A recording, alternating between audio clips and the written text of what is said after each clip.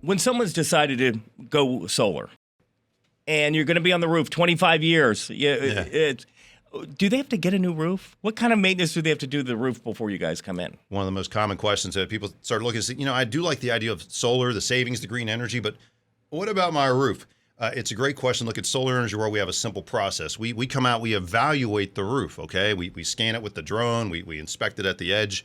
We want to see that there's at least 10 years of good life left on your roof. If it's less than 10 years, you may want to end up doing kind of like a discount roof package with the solar, which we can do either through your own roof or through us. So there is the ability to upgrade your roof when you do the solar. And if you have an old roof, that's probably the best idea. I want to put a brand new solar system on a roof that's very near the end.